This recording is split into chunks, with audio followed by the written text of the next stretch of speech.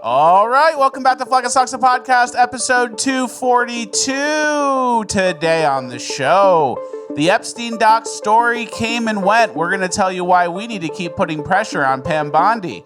Then, lots has happened since Trump met with Zelensky. We're going to go over all the highlights there. Then, we're going to show you how retarded California still is when it comes to crime and policies. And last but not least, in Cringe of the Week, a new trans ad just dropped along with some gender-affirming surgery studies, and trans people have some explaining to do. All this and more is Flag Talks the Podcast, episode 242, ranked the best news podcast of all time.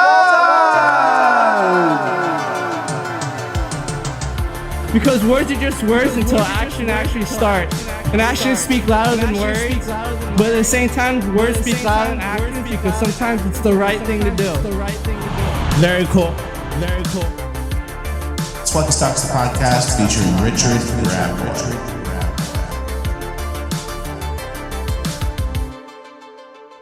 All right, one for one on the intro as always. Guys, our country just witnessed Donald Trump overcome political persecution, an assassination attempt, and the entire deep state in order to regain the presidency in a historic victory. There's one secret ingredient that allowed Trump to do all of this, and that is testosterone. What most people don't realize is testosterone makes men willing and eager to take on challenges, but sadly, too many of us have lost our fight, and that's exactly how the globalists want us. They want us weak, out of shape, and full of microplastics and estrogen with low T. That's why we've decided to partner with Chalk. Chalk offers a whole lineup of products formulated to increase your energy, focus, detoxify your body, and clinically studied boost your testosterone. Ingredients in the Chalk Male Vitality Stack have been clinically studied to boost free testosterone by 87% in just 21 days. Unlike the gimmicky vegetable pills or powder, you will feel the difference, and they have the clinical studies to back it up. And right now, you can get 25% off of your Chalk subscription for life. Just go to chalk.com, CHOQ.com, and use promo code FLECKUS. And the best part, you can cancel easily at any time. Chalk is made in America, and their all-American customer service team is standing by and ready to assist you. Let's make male vitality great again. Get your Chalk today. CHOQ.com is the website, promo code FLECKUS. And you could also call them at 50-CHALK-3000. Everything is linked in the description. Thank you to Chalk for sponsoring. Let's get into housekeeping. All right, thank you to Chalk for sponsoring. Thank you, Chalk. Appreciate you, Chalk. All right, happy Tuesday, everybody. Another week coming and going. Yeah. It's almost Friday. All right.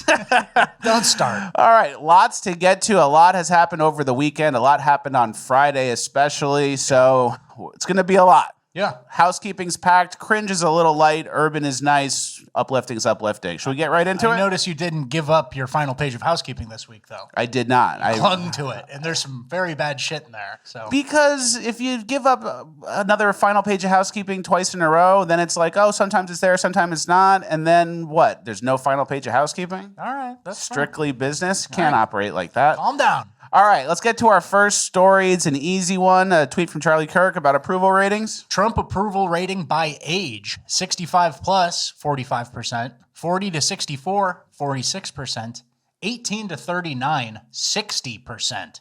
And he says the next generation wants a country and a future. Their parents don't seem as concerned. That's what I like to see, and that's very true. I don't think I could have imagined this happening a few years ago.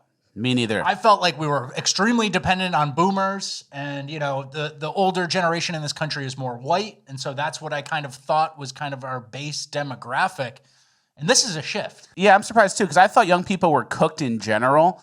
But I guess because everyone's online so much and politics is now the front and center of every conversation, it's kind of becoming like reality TV for them, and they're getting more involved because everything's going viral and Trump's saying all kinds of stuff that goes viral. So I think it's actually working out in our favor. That's your take? It's reality TV based? Yeah. I was going to say there's an elasticity to it. They've been pushed on with some dumb ideas for so long that the pushback was bound to happen, and I'm glad to see it happening sooner kind of than I thought it would. And politics and entertainment has fully merged at this point. Yeah. You know? Well, and you can't hide from politics. If you have a favorite hobby, I just like video games. I just like Dungeons and Dragons. And then who's the trans person? And who's this? Like, it's coming for you no matter what. And Can't say the N-word in the lobby anymore? Dude, I got a chat warning on Call of Duty. Did I tell you that? What did you say? The F slur. The F slur. So I'm on a warning for Call of Duty. You're on a tight leash. Yeah.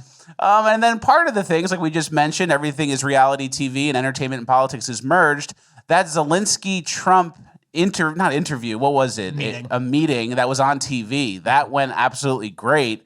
And it was so entertaining, and Trump got heated. Love to see it. And it's a big difference from Mike Pence when it comes to J.D. Vance versus Mike Pence. Here we have Mike Pence when he was talking to Nancy Pelosi about the border. Looking like a corpse. And he's just like cringing, like, I wish you wouldn't say this. Body language expert would go to town on this. He's leaning away. He doesn't want to be involved at all. Exactly. And then J.D. Vance, opposite of that, he's on Trump's side in his corner cooking Zelensky as well. He's on offense, and then he also knows when to yield to Trump, right? Yeah, exactly. JD, I'm impressed. I really am liking JD recently. He did a good job, but unfortunately, Marco Rubio was disassociating on the couch.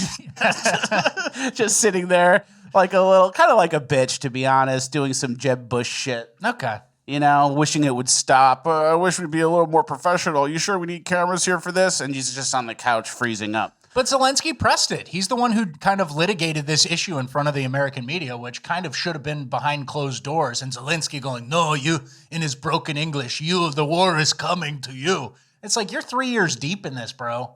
You're desperate. Your soldiers are gone. Your back's against the wall. You're kidnapping people off the street to conscript them in the military, send them to the front lines. I saw a video of a Down syndrome guy on the Ukrainian front lines. I don't know how real that was or how close to the front line it was, but it's looking bleak, right? It looked real to me. I saw it. Yeah. And then everyone was kind of pressing Zelensky, or the media was at least, because he wasn't wearing a suit. But he does wear suits sometimes. Yeah. There's him in a suit when it's important, when it matters. With some world leaders. With some world leaders. And then the media did ask him why you're not wearing a suit. And watch this guy, his reaction to it. Why don't you wear a suit? You're the highest level in this country's office, and you refuse to wear a suit. Just want to see if you own a suit?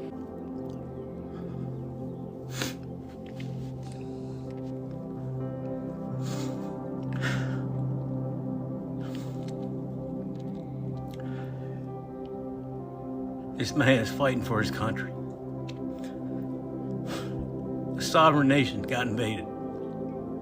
His people were dying.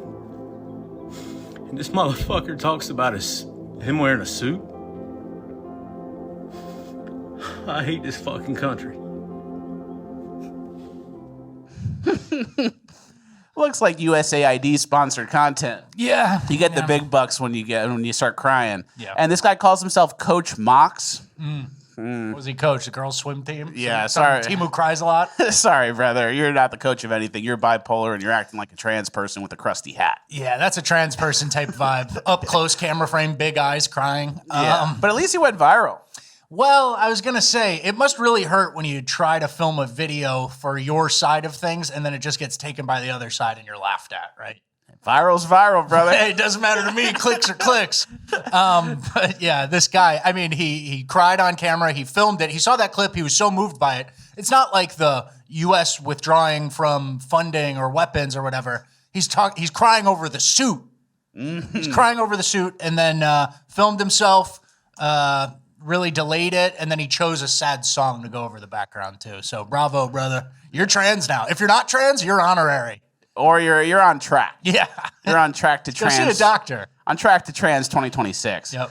And then Lindsey Graham. Yeah. He came around afterwards. He's starting to make some sense now that he knows the gig is up and we're not doing this Ukraine shit anymore. We have a before and after, and it's a 2-week difference. February 14th to February 28th. Look at the difference in Lindsey Graham's perspective on this. I want to tell you and your people, you're the ally I've been hoping for all my life. Not one American has died defending Ukraine. You've taken our weapons and you've kicked their ass. And I'm very proud to have you as our ally. And I don't know if we can ever do business with Zelensky again. I think most Americans saw a guy that they would not want to go in business with. Yeah, so a little change of heart there. Because he Crazy. knows it's done. He knows it's done. He's trying to get ahead of what's coming.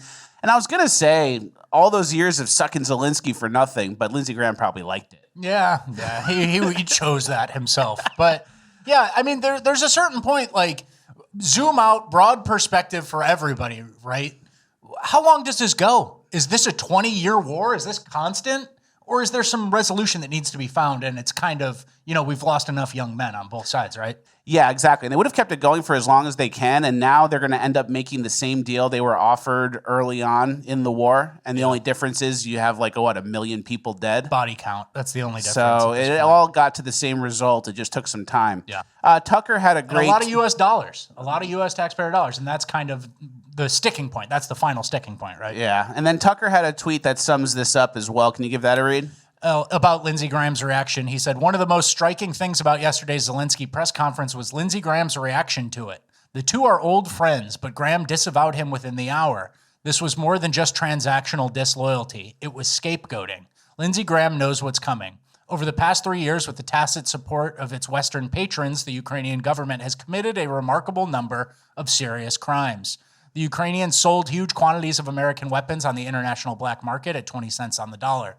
These weapons are now in the hands of armed groups around the world, including Hamas, the Mexican drug cartels, and the forces now controlling Syria. God knows what the Ukrainians have done with the pathogens in American biolabs in their country. Even U.S. intel agencies aren't sure. The Ukrainians have also murdered a number of people in various countries in political assassinations and tried to murder others, including American journalists and a European head of state. This is all true, and it's all going to come out at some point. Better to start blaming it on Zelensky now. Yeah, time to separate yourself from Zelensky. Tucker goes hard, man. And as far as I know, Tucker's the only one who's really actively talking about all those arms sales, the 20 cents on the dollar. He's the only one. And he's getting that from sources that he's talked to specifically, internationally. And there's not much hard evidence of that, but it's kind of a rings true test. Do you believe Tucker or not and his sources? Rings true to me. What an upgrade since leaving Fox. Now he's kind of unleashed. But the good news is Europe is stepping up to protect Ukraine. Can you read what Luxembourg said? Yeah, well, the tweets after that meeting with Trump in the Oval Office of every European country disavowing and saying, we stand with, they said a lot of words, right? Mm-hmm. Luxembourg stands with Ukraine. You are fighting for your freedom in a rules-based international order. And then, of course, somebody else quote tweeted it and said, Luxembourg has a grand total of 939 people in its army. You have 2 unarmed helicopters and a cargo plane. Yeah, those 939 people, that's a weekend of fighting. I know. And that was the thing. All these European countries were very loud-mouthed on Twitter about it, but then you look at how much money they were giving, and they weren't the ones funding this. So it really, the only thing that matters is the Oval Office right now. Mm-hmm. Because, whether... We did have a transition between administrations, but this was an American-backed proxy war. And you can pretend it's not, but we were paying for their pensions, we were paying for their firemen, all those little things to support a war, weapons, all that stuff. It was a proxy war, and to deny that is dumb at this point. And it wasn't Europe's proxy war. Exactly. It wasn't Europe's. That's the key difference. We were just more involved than the rest of Europe was, which is horrible. And we're going to hopefully get that money back with that minerals deal. It sounds like Zelensky's crawling back with that. He came crawling back. He came crawling back. He got rattled by that, the way he was kicked out. Can you read Trump's tweet since then? He said, we should spend less time worrying about Putin and more time worrying about migrant rape gangs, drug lords, murderers, and people from mental institutions entering our country so that we don't end up like Europe. Yeah, exactly. And then one of the talking points I saw as well that's been going around is a lot of European leaders and European people saying, oh, the U.S. isn't going to help Ukraine. They're going to have to help once Putin invades Europe. And they keep saying, oh, Putin's going to invade Europe, and you'll see. This is what Europe looks like now. Yeah. It's already been invaded. It's just not by the Russians. It's been invaded by everybody else. Yeah, you slowly gave it away to different ethnicities. So I don't know, aside from an existential threat like Russia literally marching on your house, what's the motivation to fight for a society that kind of is leaving you behind and hating you at this point? Exactly. They're 20 years too late. Yeah, and we're at all-time lows for joining the army. People are joining the army, American, European, less so, but people are joining the U.S. Army to get like trans surgeries. Yeah. People are joining for college education. It's like random. It's not ideologically driven. It's not to defend your homeland. The desire to participate in proxy wars from our people is at an all-time low. From politicians, there's still an appetite. Lindsey Graham, there's Dan Crenshaw. Oh, they love it. There's always going to be an appetite from that class. But for individuals, nobody wants to die for Ukraine. Nobody's trying to die in the Middle East anymore. For a war that's going to be glazed over in AP U.S. history class 20 years from now. Exactly. Let's get to our next point. The UK is standing with Ukraine as well. Can you read both tweets? Yeah, the Prime Minister of the UK, Keir Starmer, he wanted to send British troops into Ukraine. And that's Nick's order said, now that the UK wants to send British troops into Ukraine, America must leave NATO now. They're trying to drag us into World War III. And then Raheem made a really good point about this. He said, additionally, PM Starmer knows the only people to be sent to fight will be British-born. Migrants aren't joining the military, so we'll have yet another round of natives extinguished and more raison d'etre for further migration. A sick game. Nice. Is that right? Yeah, je parle un petit peu de français. All right. That's true. And so that's what I'm saying, where the demand to serve in that type of war is at an all-time low. Your country's being betrayed. Now you're going to go fight for another country because all of a sudden their borders matter. Yours haven't for the last 20 years. You walk on a street that 30 years ago was fish and chip shops and a sporting goods store, and now it's halal and whatever. And then the ironic projection that wraps it all up is Putin's going to invade when you've already been invaded for 20 years. And you've already lost everything. Yeah. And then Starmer, he's the UK prime minister or whatever. He's talking a big game. He's a tough guy. He wants to go, send troops to Ukraine. Here's him at a boxing club. Yeah, you're a tough guy, Jeb. Like my sister. Like a girl. Maybe worse. I know. My sister can probably swing, actually. And then our last piece of this Ukraine section, Natalie Winters had an interesting point about USAID and how it funds all of the media in Ukraine. But here's where it gets really dark. Because right now, Ukraine, there's reporting 9 out of 10 media outlets in Ukraine are funded by USAID. Otherwise, they would not exist. That's a Ukraine foreign minister's own words, not mine. So there you have it. 9 out of 10 outlets, USAID funded. So the weapons are ours. The media institutions are funded by us. Everything's fake and gay. And the gravy train stops once the administration changes. And Zelensky wants to threaten the U.S. with, no, the war is coming to you, and stuff like that. The time's done. Zelensky, if you want to keep some of your treasures and some of your prize money from this whole money laundering operation, you're going to have to play ball, right? Yeah, or move to West Hollywood with all your money and get a mansion. Doesn't he have a Florida mansion? I'm sure he does. Like probably in Miami. Yeah. All right, well, that's it for our Ukraine update. Now we have some Epstein file stuff to get to. I thought this was funny. I want to start it off with the joke. So Epstein Files Phase 1 was that botched influencer summit a few days ago. Yep. Epstein Files Phase 2 is when they released the meme coin. Yeah. Which is very funny to me. But we do have some more context about the missing files. Pam Bondi originally said they were on her desk when they weren't, and a lot of them are at the SDNY apparently. And then can you read who's in control of them and who is in control of hiding them? In June of 2024, someone at the DOJ SDNY office filed a declaration to keep the Epstein files secret. Do you know who that was? Maureen Comey, James Comey's daughter. Makes sense now. Makes a lot of sense now. It's all connected. Scratching my back, scratching yours. Dad, I'll protect you. FBI informant, Mossad operative. It's all connected. Yeah. And here's something that I haven't seen too much lately going around in the news. Pam Bondi was on Hannity years ago talking about how A.G. Garland was slow playing Epstein file release and stuff. And look how heated she gets. I want to know why A.G. Garland and the Justice Department are so quiet on this tonight. You know, they're out there labeling parents domestic terrorists, yet they're saying nothing about this. And these documents were so slow to come out. Human trafficking is a multi-billion-dollar business in this country, and Jeffrey Epstein is dead, and Ghislaine Maxwell is in prison for 20 years where she belongs. And if people in that report are still fighting to keep their names private, Sean, they have no legal basis to do so unless they're a child, a victim, or a cooperating defendant by some chance against some potential case against Ghislaine Maxwell. And I think Mark Garagos is a great criminal defense attorney. All right. There you go. Ghislaine Maxwell? Yeah, she kind of botched that. All right.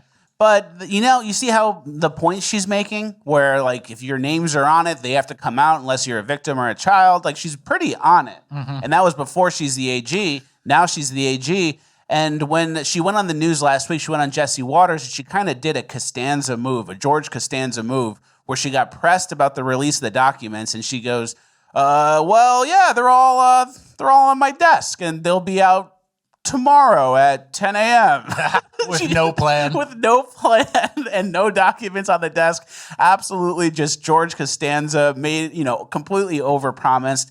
And some people are defending Pam Bondi. Some people are putting pressure on her. Like Laura Loomer is definitely putting pressure on her. I think putting pressure on her is the good move because you put pressure on her and she either A, does her job and releases the documents like it should be done, or B, she doesn't release the documents, doesn't do her job, and then gets fired or resigns, and we get a new AG who will do that job. Yeah. You know what I mean? The problem is if you defend Pam Bondi just to support Trump or not make Trump look bad, you actually are leaving an incompetent AG in for longer, and then in 18 months from now, she'll John McCain us and stab us in the back, or she'll become like a Bill Barr 2.0. Yeah, Obama's free to go. He's not under investigation. Something like that will happen down the line. Yeah, so I think the pressure campaign is good.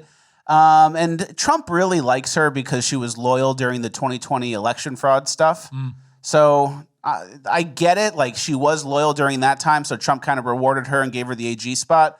But she's kind of more of like a Palm Beach Fox News lady who should be drinking at 2 o'clock at the Breakers. Yeah, not AG of the United States. You know what I mean? Here we have an article, Pam Bondi, Israel is our greatest ally in the world. Another reason maybe the docs didn't come out.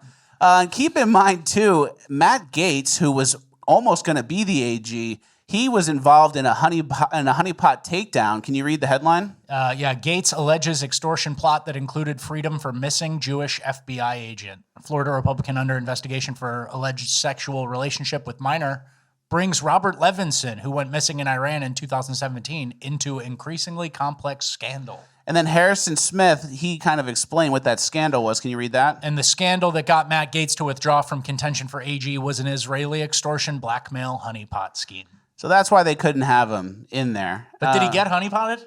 I think he kind of got honeypotted. So if he fell for it, that's tough. It's like, I fell for an Israeli honeypot scheme. And it's like, oh. You did? That's not good. That's not good. And they definitely got him, and that was on purpose to keep him out of higher power.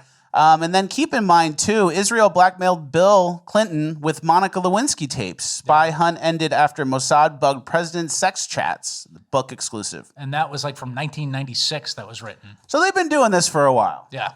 So that's the end of our Epstein section. What do you think? Do you think anybody's going to do the right thing? Do you think it's going to come out? I saw Candace Owens today just said that she's rather black-pilled on it, doesn't believe it's going to come out. I'm pretty black-pilled on it too. Yeah. I don't think it's going to come out. And I think if it does come out or it's going to come out, they're going to do whatever false flag they have, whatever nuclear option they have. So they'll do something crazy. They'll cut the power. They'll do a nuclear bomb. All right. They'll do another pandemic. So I don't know. And obviously I want the files to come out, but I don't think it's in the cards. I don't think any AG is going to risk their whole life and go do it. Everyone's going to just slow play and then let everyone down, overpromise, underdeliver. Yeah. That just seems like the direction it goes. Yep.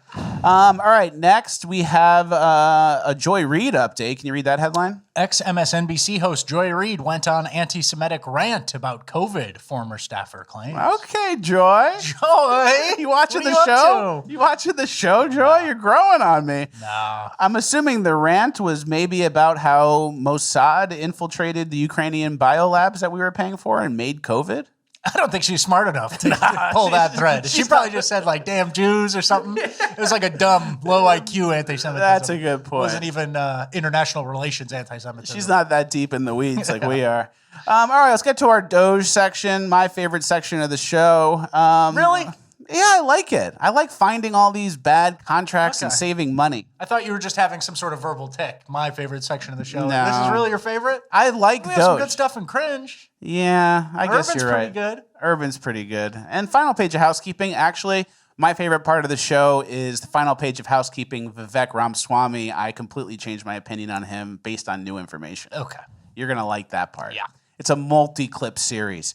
All right, let's go over our first thing that DOGE tweeted. Can you give that a read? Yesterday, agencies canceled 128 contracts for $60 million worth of savings. Total terminations of wasteful contracts has now surpassed 3,000 since DOGE's inception. This included a $3.5 million consulting contract for larval fish monitoring that the Bureau of Reclamation identified as non-essential. $3.5 million for larval fish monitoring. Do you think they even went to the lake? I don't even know what a larval fish is. No need to monitor it. I could work for DOGE. Let nature cook, right? They go, hey, we're going to spend a few million on watching these larval fish. And I'll go, I never even heard of a larval fish, so don't worry about that one. Okay. I work for DOGE. Yeah, that's easy. And we have a graph here of the USAID payments since the administration started. It was ramping up, and then it straight lines down. Yeah, U.S. current transfer payments to the rest of the world. So this includes any money going out. And once USAID was stopped, straight line down. That's what I like. That's what I like. Rug pull it. Yeah. And then we have another story here about the Department of Education offers $25K for workers to quit before yesterday. Yeah, the voluntary separation incentive payment is a one-time offer ahead of a significant reduction in force set to take effect March 31st. So that's a good one, too. You kind of let them know, like, hey, we're going to be cutting a lot of jobs. There's a payout right here. If you want $25K, do you feel like you might be one of those people who isn't really doing anything? Yeah. Do you want to $25K right now? Do you want to go to the Hunger Games or do you want $25K? So it's a good little. And someone's going to be like, I had a good run. Yeah. I haven't done shit for 6 years. I'll take the $25K and go work for my brother. Yep. Okay, next we have Mike Johnson on the news talking about, was it EBT? This was the spending bill, but yeah, it was about entitlements, which includes, welfare, Medicaid, stuff like that. Work requirements for Medicaid. That is something that is public opinion polls almost 90%. You don't want able-bodied workers on a program that is intended, for example, for single mothers with 2 small children who's just trying to make it. That's what Medicaid is for, not for 29-year-old males sitting on their couches playing video games. We're going to find those guys and we're going to send them back to work. Playing video games. Is that what all the government spending is on? 29-year-old guys playing video games? People just hanging out, having fun, not working.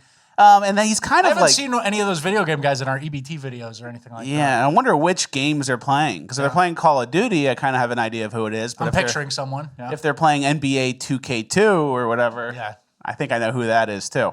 But there was a tweet that replied to this that actually summed it up. Because it seems like it sounds right. Like, it's for single moms. But and nobody wants it. Nobody wants a 29-year-old. I don't want to subsidize a 29-year-old video game playing guy. And he kind of paints this picture, but is that really what's going on? Someone replied to it and it made a lot more sense. Said, we're done with this longhouse bullshit. 89% of men in that age range are employed. We're done with this boogeyman of a lazy leech NEET, which means no education or income, basically acronym, that doesn't exist. Everyone knows exactly who the real welfare drain is in America, and it's not white guys playing video games. That's a good point. Yeah. And then also, even the whole thing in general, it sounds good the way he said it, but then it's like, oh yeah, everyone needs to go work so we can pay for single moms. Yeah, the single mom struggling to make it. How'd she get there? Why does our system incentivize that? Yeah, there's a lot more to that, and he thinks he sounds great on CNN. I was kind of disappointed by that clip. Yeah. All right, let's get to more wasteful spending. Can you give this next one a read? India's first transgender clinic, Mitter Clinic, in Hyderabad, shuts down due to USAID funding freeze. Uplifting. Oh no, your first one. Yeah. Everyone could have been trans.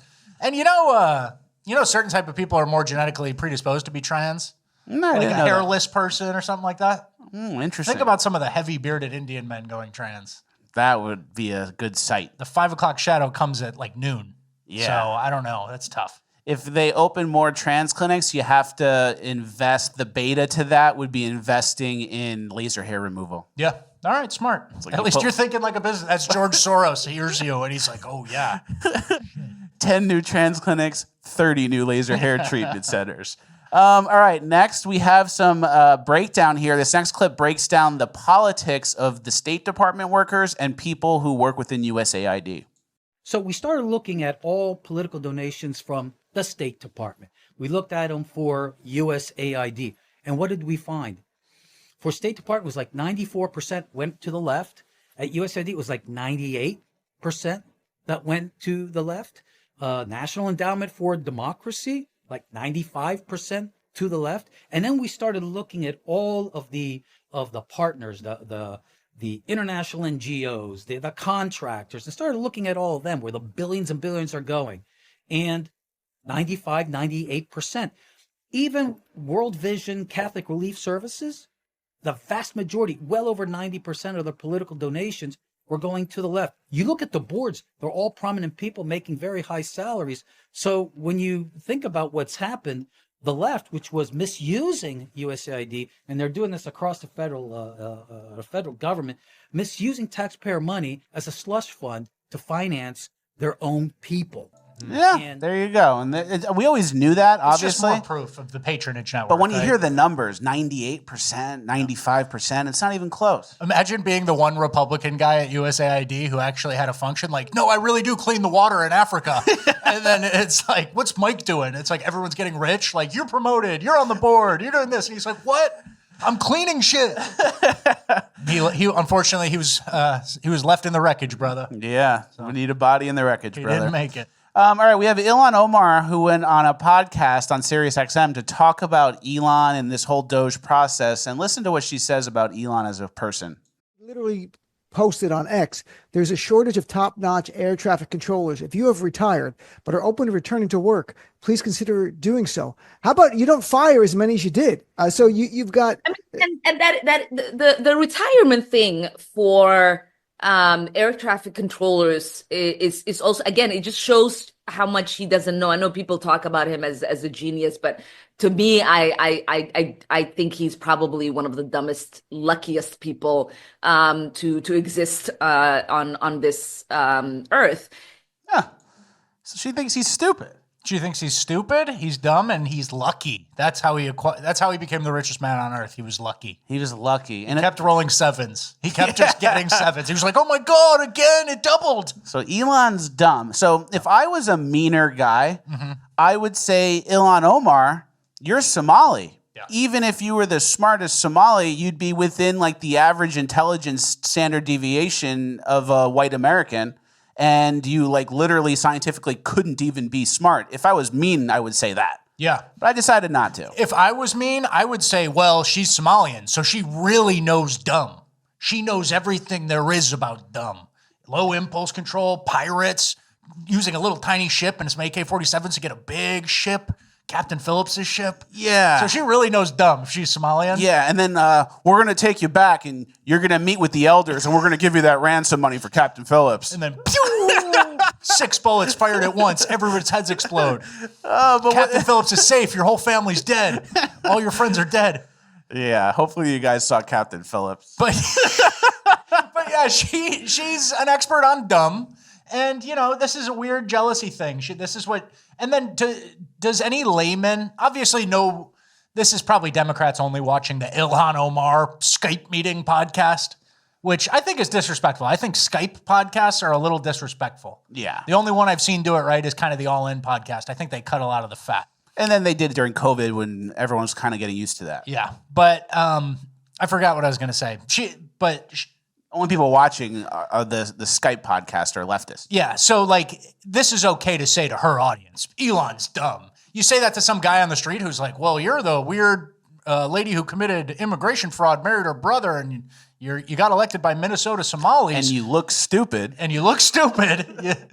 Your frontal lobe looks underdeveloped.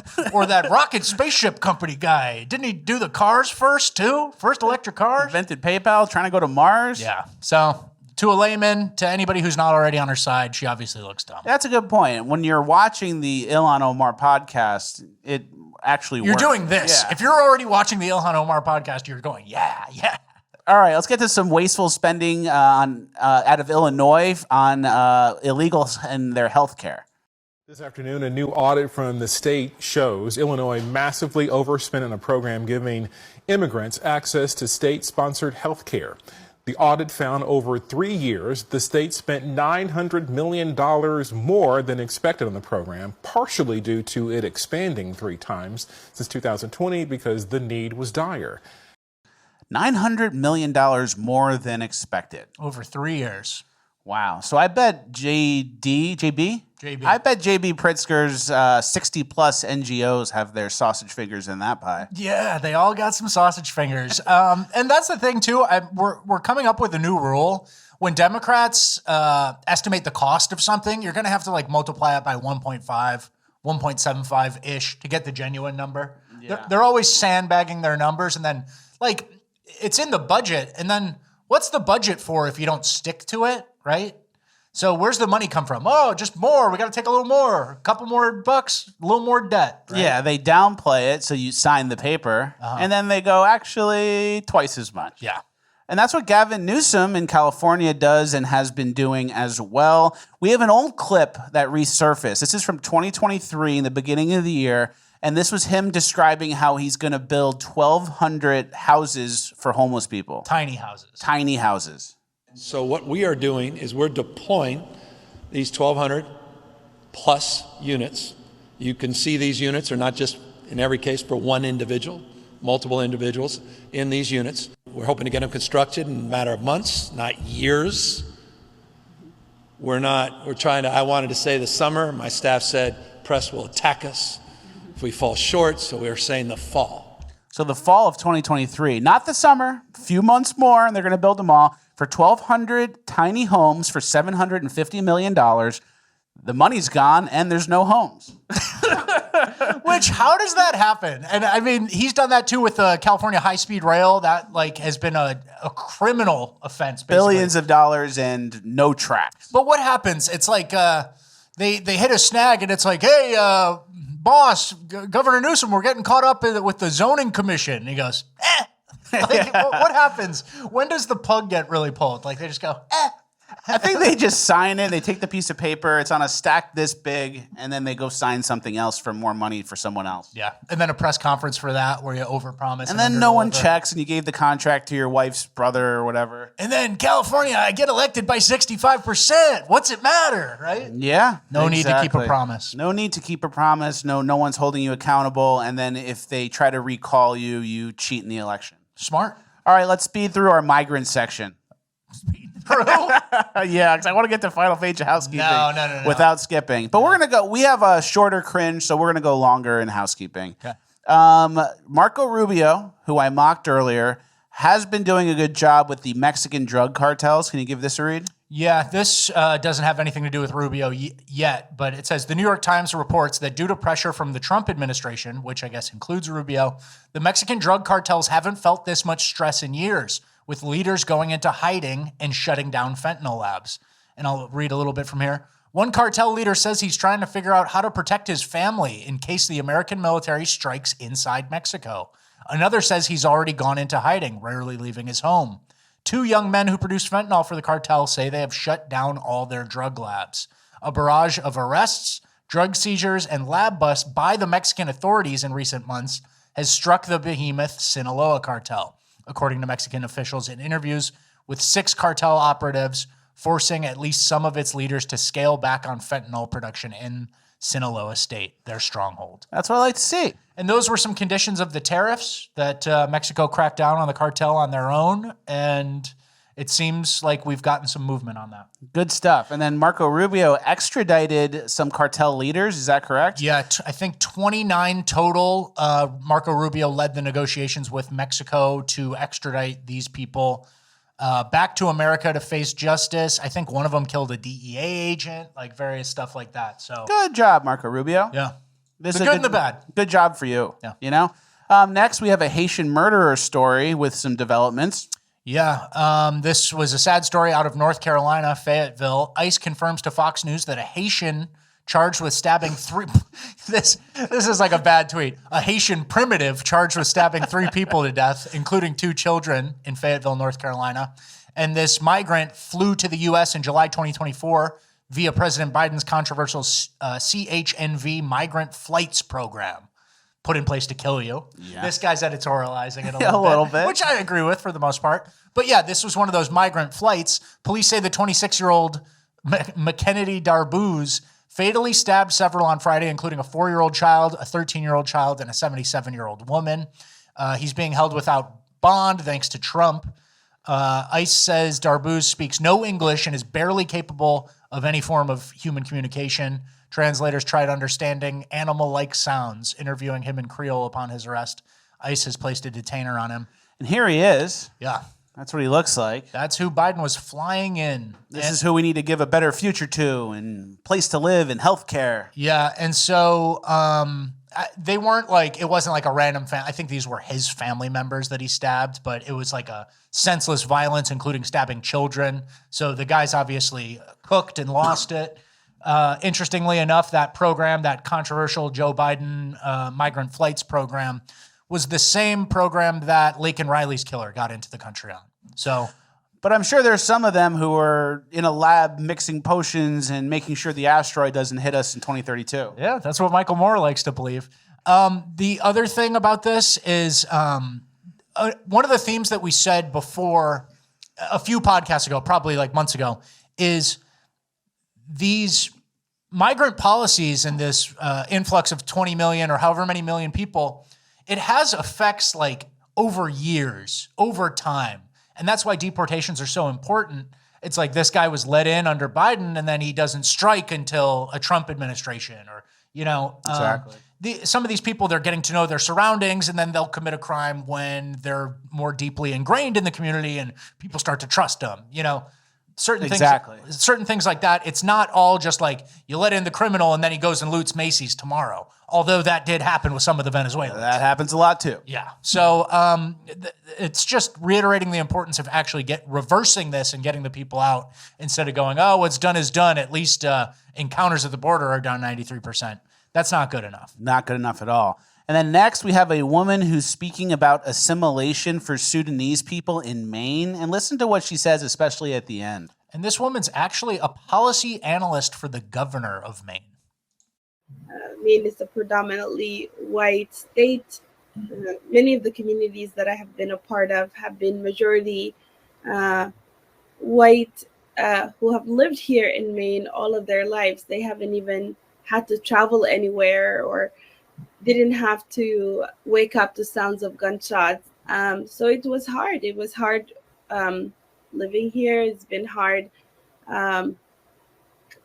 asking Sudanese people to move here in Maine. I don't particularly feel like I'm more Sudanese or more American. I fight for Sudan in all my capacity. My advice, again, is for anyone who's coming is to hold on to their mother tongue, to hold on to your culture, hold on to your religion, to your beliefs. There's no reason to assimilate. There's no reason to assimilate. She works for the governor. That should be like blaring red sirens. ICE comes in. You're not assimilating? Like, that's what a real country would have, right? Yeah. Like, the smart move would be to fake it and say, oh, yeah, we like baseball and we make apple pie on Sundays and the kids play outside. There's a white picket fence. And then you kind of like do your little Sudanese non-assimilating. But we get all our cousins here. Yeah. We get all our cousins here one by one and we start eating Sudanese food. And then in 5 years, we'll run the whole town. They're not even hiding it anymore. That used to be like a frowned upon thing. Like in our immigration history, like assimilation was required. And now you have someone working for the governor saying no need to assimilate.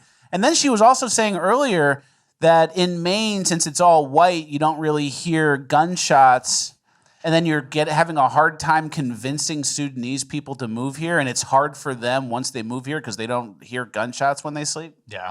I don't follow the logic, actually. I don't follow. It should be easy to convince people who are in gunshot zones to move to Maine where everyone's white. But the gunshots will soon follow. If enough Sudanese do come, the gunshots will follow. There will be gunshots soon. But yeah, that's the thing. They're not even smart enough to hide it or like play the game, which is kind of a red flag on our own immigration policy, right? Yeah. Like back in the day too, like before all this influx of people, getting your citizenship, like green card, slow process. And you'd have to take like a test and know the Pledge of Allegiance and all these things.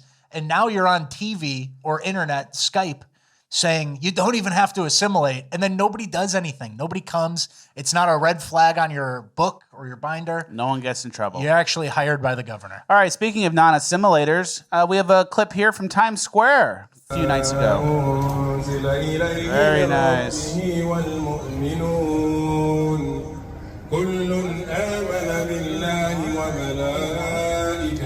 Wow, New York City, the Big Apple. Ramadan enjoyers. Yeah, non-assimilators. On the loudspeaker in Times Square. And then Anderson Cooper goes and kisses his gay boyfriend there for New Year's Eve. And that's why we had to win World War II. For Anderson Cooper and the Ramadan people. Very good. All right, we're getting to our final page of housekeeping finally. First things first, I just have like a funny meme video. Your hands don't look like this while you're eating your lunch. You must be a liberal sissy. Must be a sissy boy. That's pretty good. All right. You thought that's funny? Yeah. All right, now for something really compelling, especially because of the AI footage that goes along with it. I'm seeing it. So can you play this next clip? There are fake towns in the middle of the Atlantic. Yeah, listen to this. There's an island called Halcyon Ridge, completely hidden from the outside world, controlled by a private organization called Vanguard Initiative. Decades ago, they bought the island and turned it into one massive twisted experiment.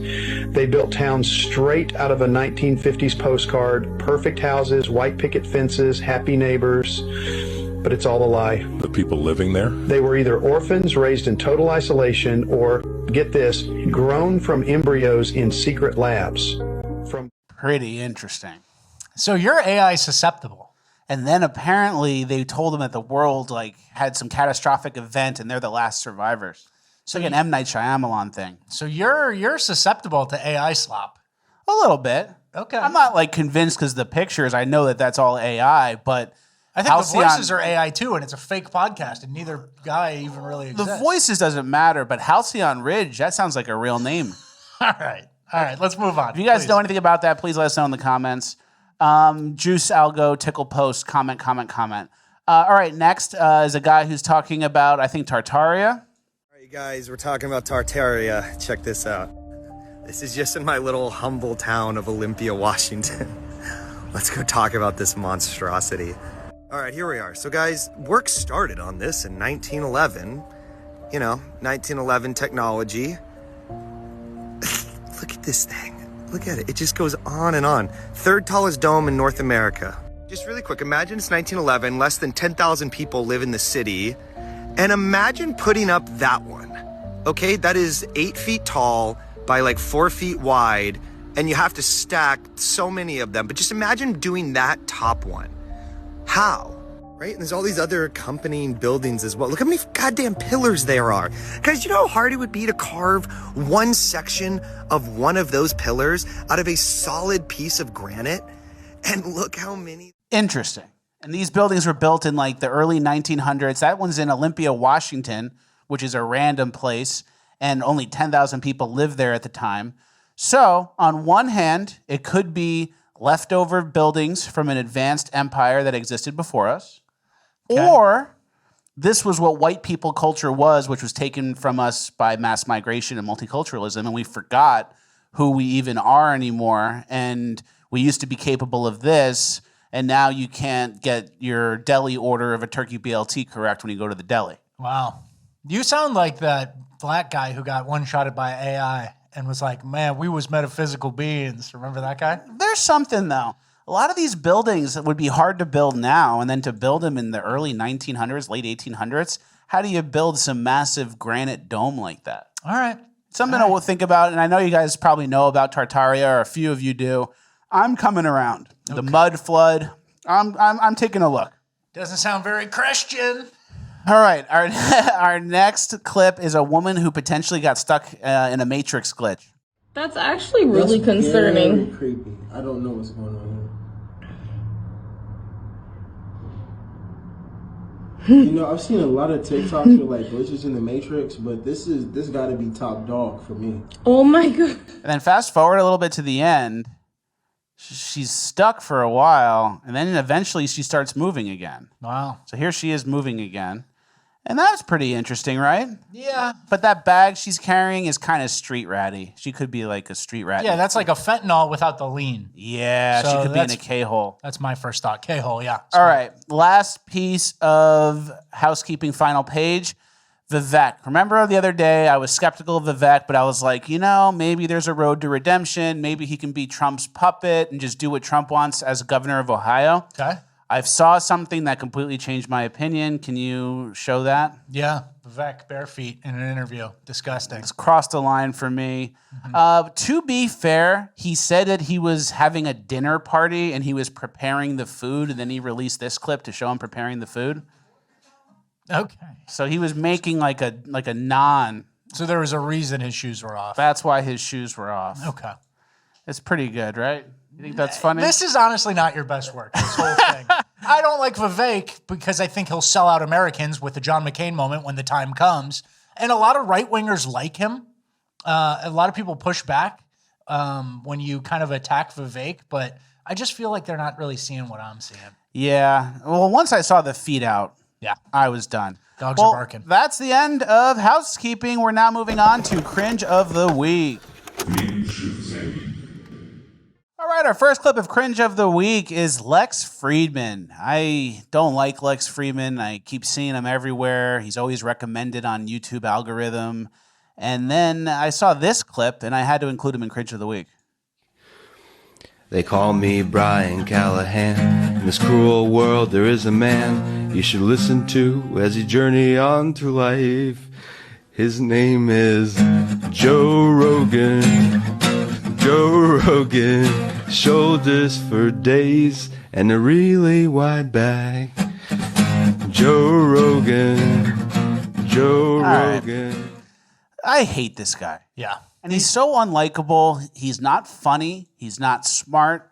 Maybe he's smart. But he talks in like this slow, unengaging way. And I look at it and I'm like, how does this guy have a good, highly performing podcast? And I think it's because he's astroturfed and he's like one of the people who's in on it. Yeah. Probably a Mossad agent. I couldn't imagine watching his content. I've seen him on incidentally on things, but I couldn't imagine. And every like time slow, like he's really thinking about the point and he really has something to say right now and he's trying to be thoughtful. And exactly. And then he reveals that he's not thoughtful. He's just talking slow. Because you think like, all right, he's really smart. Like maybe he's like Elon and he's trying to capture the words because he knows so much all at once and he's trying to dumb it down for us. And then like a lot of times, like in this next clip we're going to show with Tim Dillon, he's not even informed on the issues or even close. And he's had like Mark Zuckerberg, who's the CEO of Apple, Tim Cook, like random huge guests. Zelensky on. Yeah, crazy. All right, and here's what he said to Tim Dillon when Tim Dillon mentions Mossad and Epstein. And they had an operation that was based on entrapping, blackmailing, gaining leverage over very powerful politicians. So do you think there was an intelligence connection to all of this? Mossad. It was absolutely a Mossad. So you're with- Do you think I'm wrong about anything I've said? Well, I'm uncomfortable with the intelligent connection. You know, Why? So there was a book about Ghislaine's father called Israel's Super Spy. Yeah. So written the by father is Hirsch. definitely shady. Okay, so the father's in the Mossad. No, I don't know about the Mossad thing. The question is, Yeah. what is the depth of the connection? Well, there's a book about it. There's I a mean, book. it's the I have depth. a lot of books about a lot of stuff to show you. Well, but written by Seymour Hersh, written by one of America's greatest Pulitzer Prize winning journalists. If it's not an intelligence blackmail operation, what would you say that it could be? I would say it's one charismatic person, Jeffrey Epstein, that was evil and committed things. But that's everyone listening to this, you sound crazy. On this show, which is why I enjoy doing it. I'm underinformed about this topic. I just have a general wariness of calling people intelligence. Isn't that so like unengaging? And then at the end, he's going so slow. So maybe he knows more. And then he goes, I'm uninformed and I hesitate to make the connection to intelligence agencies. Well, like, look it up. Yeah. Look it up. Like, you're on the show right now. You didn't do some research before this? You know, it's so funny. The Epstein thing in general, it's like hard and almost a job to get that much done that Epstein got done. Flights all the time, doing this, getting people, all right, you're coming this weekend, you? Like, it's basically a job to do what he did. And then his explanation is he was just a charismatic one-man show. just like for nothing. And he killed himself in jail. Because he was distraught. Yeah. A lot of SD cards ordered to Epstein Island. Okay, let's get to our trans part of Cringe. It's a lighter Cringe this week, just so you guys know, but it is heavier urban. There was a new ad for trans rugby players. Here's what it looks like.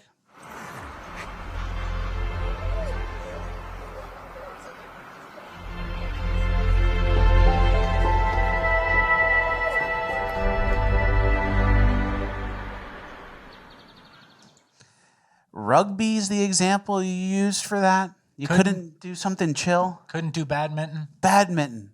Or you could have done like track or something that's just like not literally rugby. And I think the reason that they're happy to have her on the team is but they're about to go undefeated. Yeah, the coach is like this. Going like, my job security is on the line. And then this said, the unsaid says a lot is the campaign. The unsaid says a lot. And you can't spell unsaid without USAID. Yeah, this feels government funded to me. But yeah, I mean, part of this thing, these ads, right?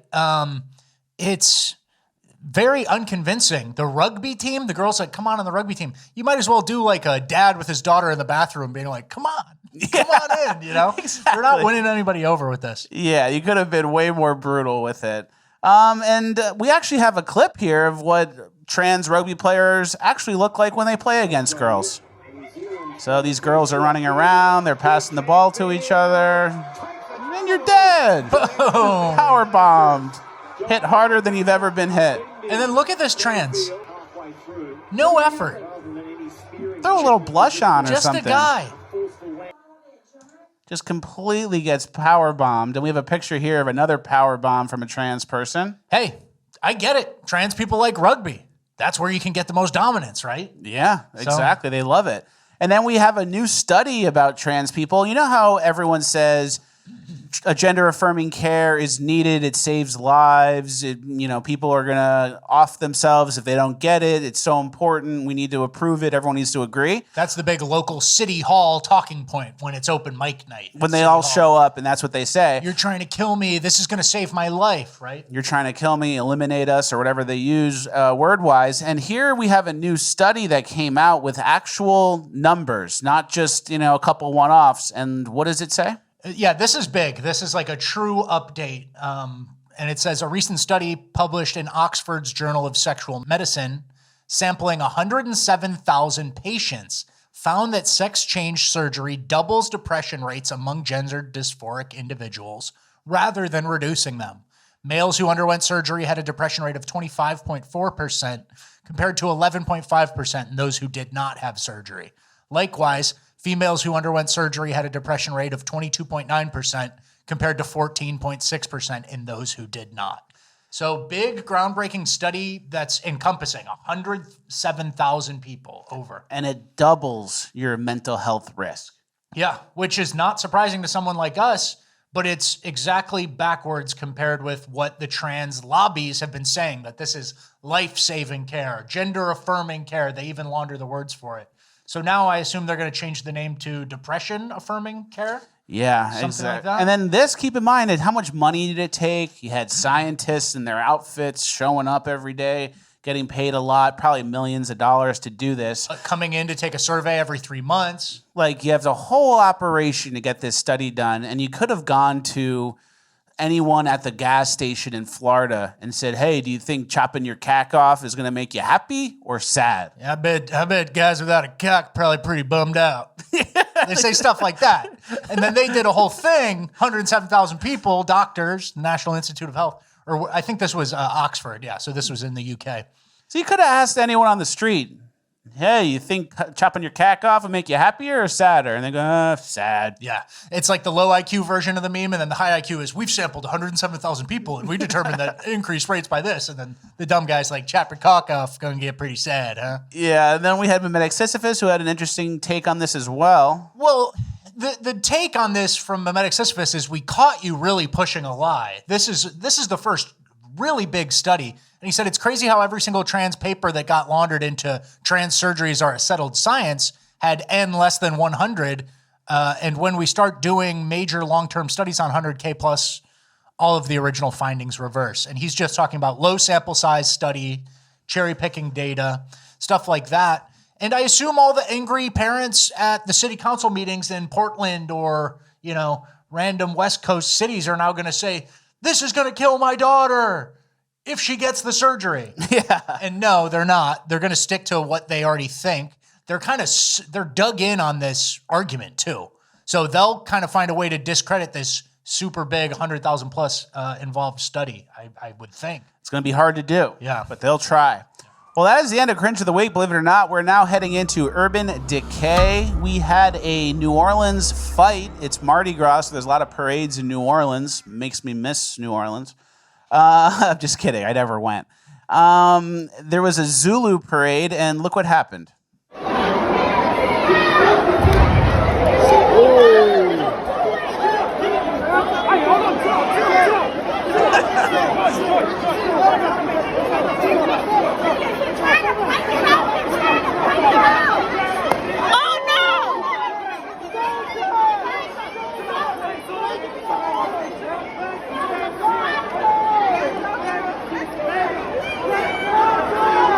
All right. OG took that one. OG took a handle of Tito's vodka to the dome and stood tall, 10 toes down, as they say. This was a black tie affair featuring an assault with a deadly weapon. Yeah, I like... The reason this is an Urban Decay is because it's a black tie affair, and then people are acting like they're shirtless at the gas station, right? Yeah. Like, it doesn't really matter. Even the one night they have per year. How many real suit and tie dressed up things do you have a year? 3? Maybe that. Yeah, Christmas party, a wedding, this. This is their Zulu ball.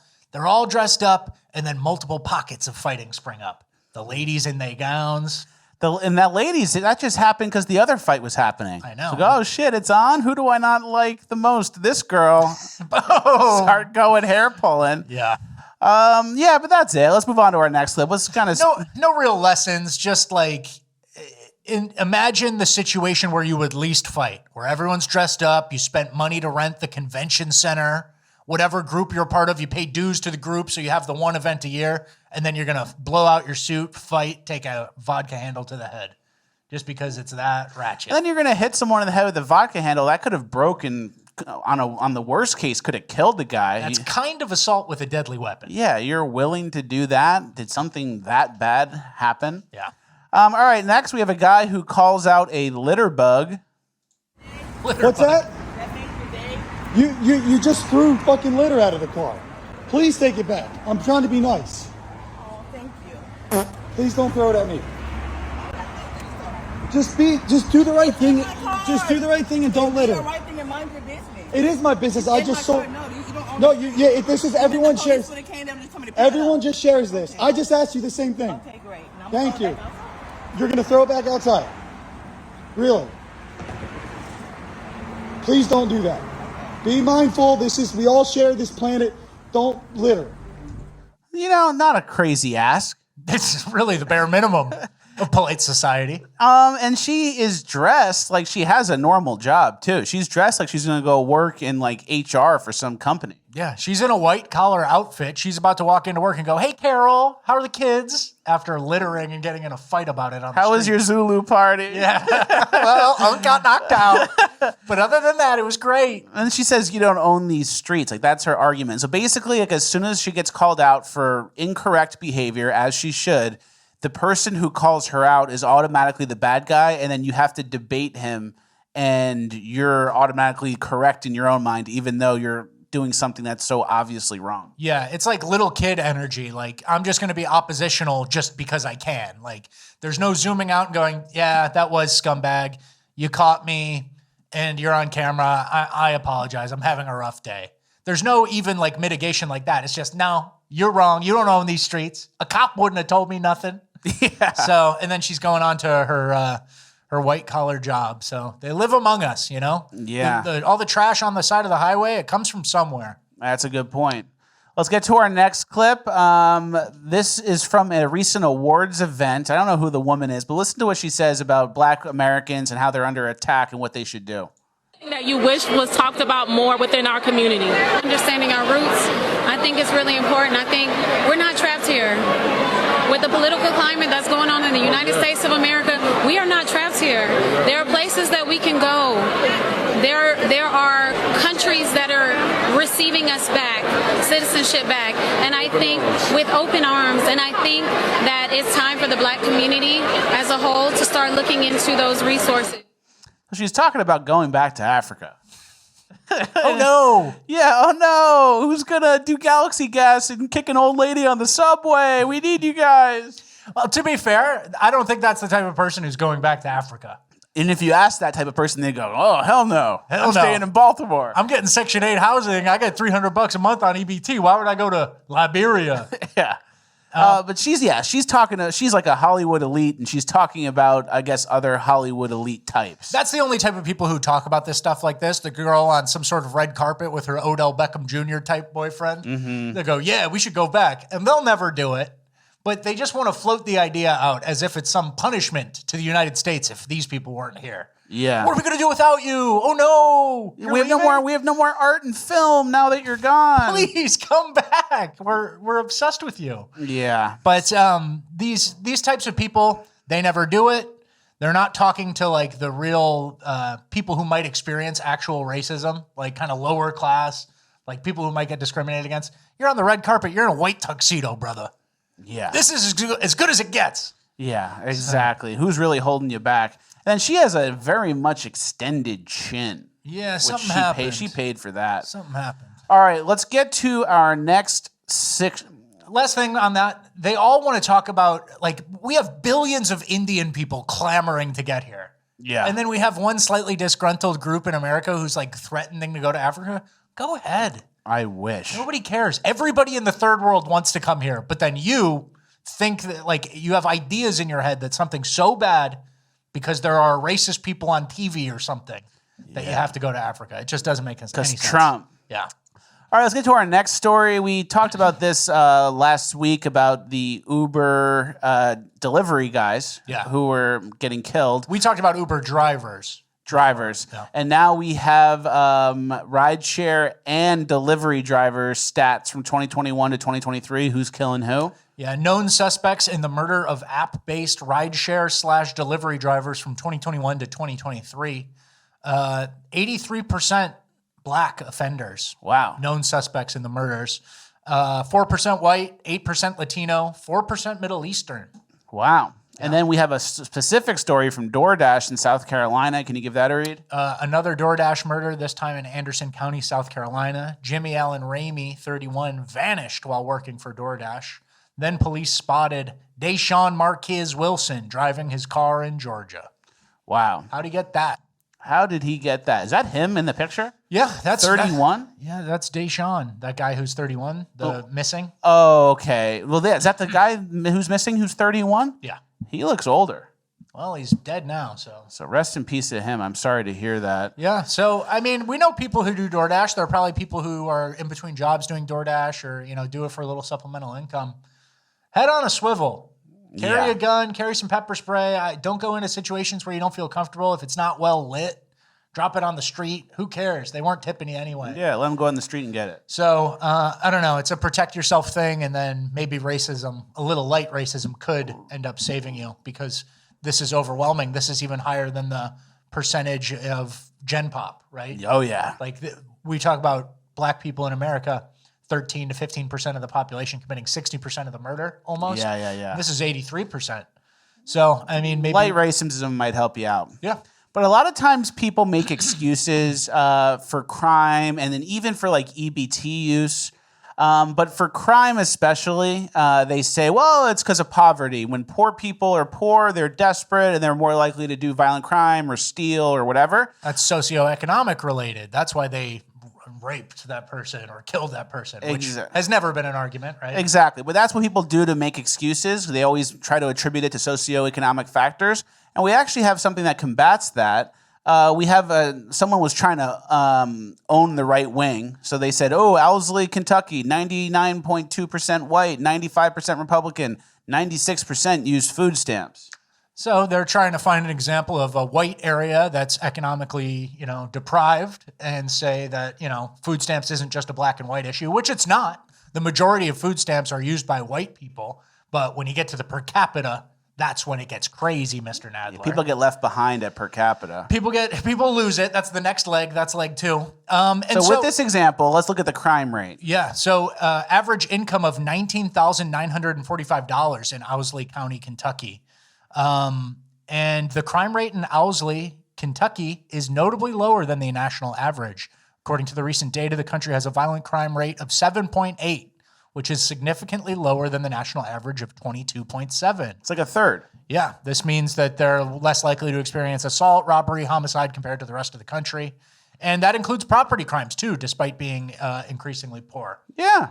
So what's the lesson there? What are we learning? Well, the lesson there is a cultural difference in how people are raised and how people express themselves. And some people tend to be more violent than others. And while that is the reality, people are making excuses for certain groups and blaming it on socioeconomic factors when other groups in that same socioeconomic bracket are not acting the same way. So it debunks a lot of the myths, and hopefully people will be more accountable. Yeah, and then this is just another kind of thing where this county, there's not many criminals, right? And so they don't have to police or do anything too crazy.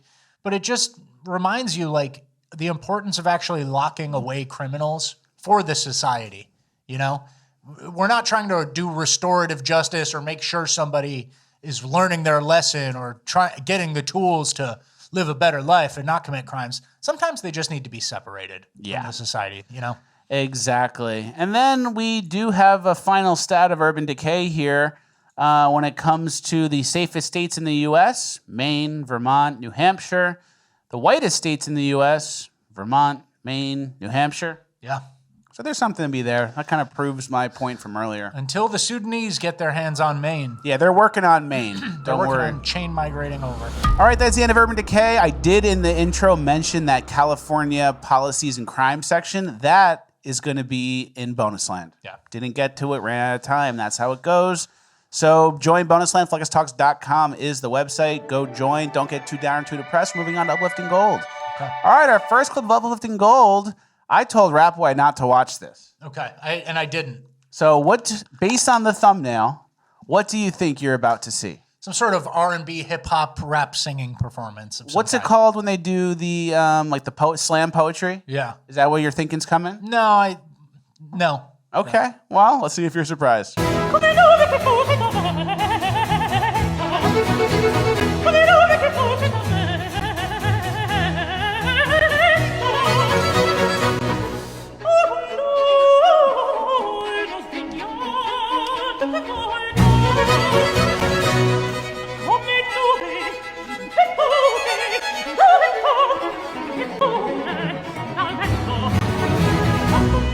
Is it a surprise? Yeah, that was a surprise. And that's what the lady in the red carpet's talking about. Yeah. This is what black people are up to. They're coming after us. He needs to go to Ethiopia or something. Isn't that pretty good? Yeah, that was good. That's surprising. I don't think the outfit matches the vibe, but that's his artistic choice, I guess. I guess no one's going to correct him. Yeah. Like, hey man, you want to throw on something from like 1200? Hey, a tuxedo might work. Puffy shirt. Yeah, take the piercing out. Nah, nobody's correcting him. Yeah, just do his thing. All right, next we have an uplifting piece here. This guy is approached at the grocery store and gets red pilled on healthy oils. Dude, you got the olive oil? Yeah. Dude, I love $6. Okay, I love olive oil, but I'm gonna hook you up today. This is packaged in plastic, you see? Yeah. And when fats are packaged in plastic, especially olive oil, it'll leach all these BPA and microplastics into there. I'm gonna give you $100 right now. I want you to try like a really nice bottle of olive oil today. Dead serious. There's no catch. There's nothing. Where's the olive oil? Over here? Yeah, is it over here? Yeah.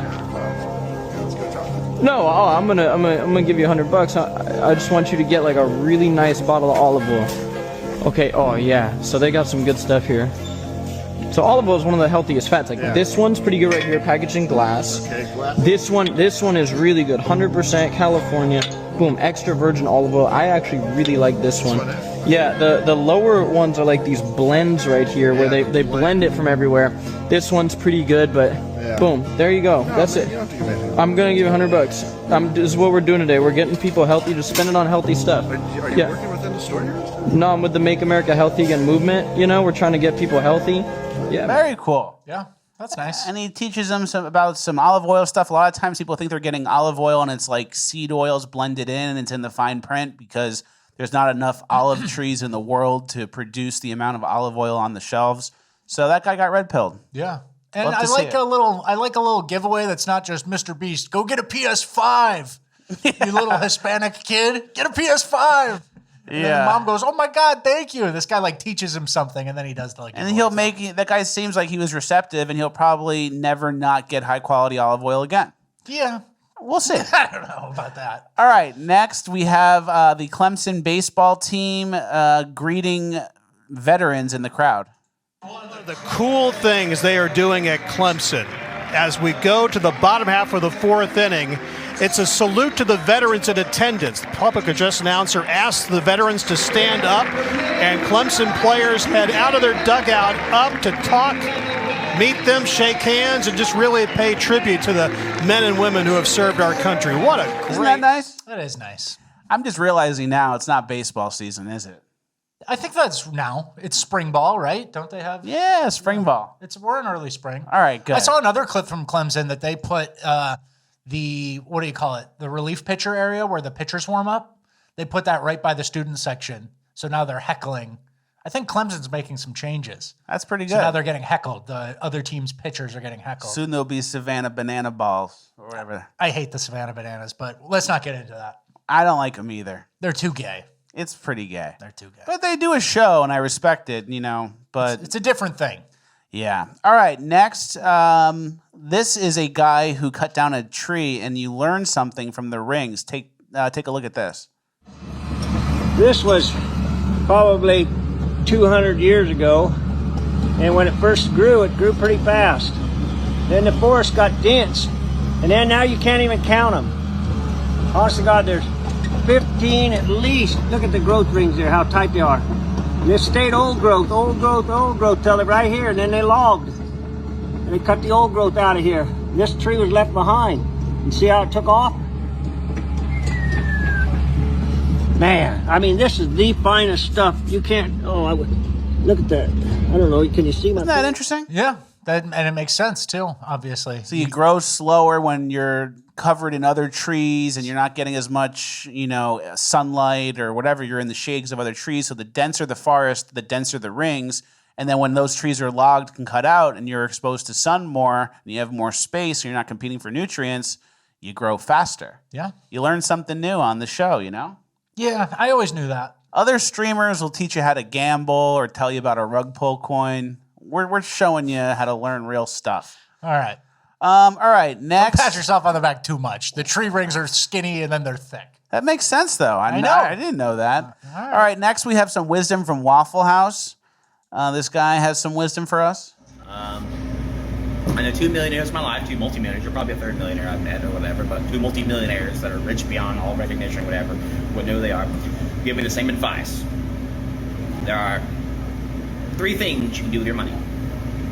You can save it, you can spend it, or you can risk it. Okay? Spending it, can't take it with you when you die. It's a philosophy in life. Nothing wrong with it. Just don't expect to have it later on in life. You can save it. You can save it and bury it in the backyard. You can save it in a bank account somewhere. But interest has never kept up with inflation. That $1 you put in today, next year, will only buy you half as much stuff. Unless you made 100% interest. Well, the third thing you can do with your money is risk it. Now you can risk it blackjack, you can risk it playing lotto, Or you can risk it buying a house and renting it out or flipping it. You could risk it in the stock market or cryptocurrency. Of those three options, only one has the opportunity to make you more money than you started with. Gambling. Risking it. Let's go. Risk it, he said. Blackjack and cryptocurrency. That was the advice. There's like some horrible lessons in there with the good lesson, which is like invest it into the stock market or homes. Leverage it. And that's advice from the only millionaires he ever met. He used to give him the same advice. You got to be risking it. Yeah, that's true. I mean, but I don't think investing in the S&P 500 is really risking it. An S&P 500 index fund. Yeah. You're on some dumb shit, and you're using the Waffle House kid who works at Waffle House to justify being over-leveraged with crypto and dumb shit. So I see what you're doing, and I get worried. But the millionaires told him that. There is some uplifting gold. Hey, I think everybody needs to be financially literate, and a lot of people kind of shy away from learning it because they're like, they don't know about it, and then they don't want to know how dumb they're being. There's kind of like a weird thing. But everyone should go on like that YouTube journey or like find people to learn from who actually teach you like, hey, credit card debt is bad. This is your interest rate. Like when you have multiple debts, you start with the highest interest rate first, then you pay that down. I don't know. Everybody needs to kind of go on a personal finance journey because the meme of I know Y equals MS plus B, and I know the Pythagorean theorem, and I know the mitochondria is the powerhouse of the cell, but I don't know how to write a check. So nobody ever taught anybody, and you kind of do have to learn that stuff, especially if you're like a young or early 20s adult. There's a time where kind of you blow it and you spend most of your money on rent and you're kind of like out and young in a new city or something. But then you do have to get serious and kind of like understand this shit. So everyone needs to go on some sort of journey. And risk it. And it's deeper than that Waffle House guy. He seemed to have some decent points. No, it's true. Spending it and you're not going to be spending it and risk it, baby. Saving it. What are you saving it to spend it? Saving it to risk it? Risk it and spend it. All right. Our last Our last clip from the whole show. This was the caption was, "This is the reason the Walmart in Indianapolis is not open 24 hours anymore."